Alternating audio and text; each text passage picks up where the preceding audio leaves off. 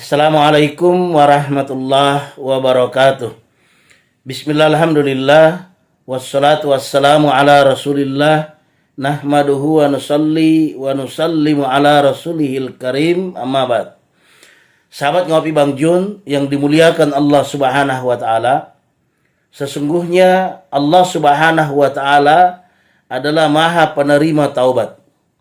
Bahkan Allah subhanahu wa ta'ala sendiri sampaikan di dalam Al-Quran, ya ayyuhalladzina amanu tubu ilallahi taubatan nasuha. Artinya bahwa Allah subhanahu wa ta'ala berikan kepada kita ini kesempatan untuk bertobat.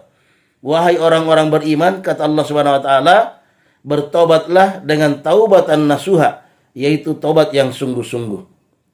Sahabat Ngopi Bang Jun yang dimuliakan oleh Allah subhanahu wa ta'ala, hanya saja ada dua keadaan di mana taubat kita tidak diterima lagi oleh Allah subhanahu wa ta'ala.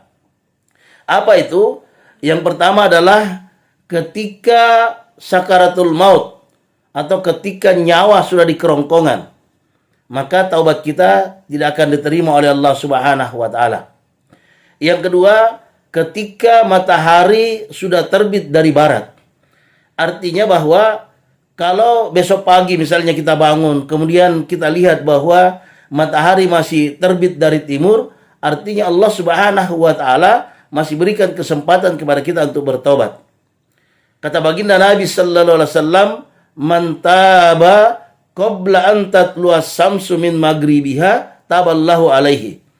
Barang siapa yang bertobat sebelum terbitnya matahari dari barat, maka taubatnya pasti akan diterima oleh Allah subhanahu wa ta'ala. Sahabat Ngopi Bang Jun yang dimuliakan oleh Allah subhanahu wa ta'ala, jadi ada dua keadaan tadi, taubat kita tidak diterima lagi oleh Allah subhanahu wa ta'ala. Yang pertama ketika sakaratul maut, yaitu ketika nyawa sudah di kerongkongan. Yang kedua ketika terbitnya matahari dari barat, yaitu datangnya hari kiamat. Artinya siapapun kita, kalau kita masih mau bertobat mohon ampun kepada Allah subhanahu wa ta'ala, berapapun dosa, kesalahan, maksiat yang pernah kita buat, kalau kita datang kepada Allah subhanahu wa ta'ala, mohon ampun kepada Allah subhanahu wa ta'ala, maka permohonan taubat kita pasti diterima oleh Allah subhanahu wa ta'ala. Di dalam hadits qudsi, Rasulullah sallallahu alaihi wasallam bersabda, Allah subhanahu wa ta'ala berfirman, ya ibnu Adama, lau balagat dhunubuka ananas samai, thumma astaghfartani ghafartu laka. Wahai anak Adam, seandainya dosamu setinggi langit, kemudian engkau datang kepadaku, mohon ampun kepadaku, maka aku pasti akan ampuni kamu.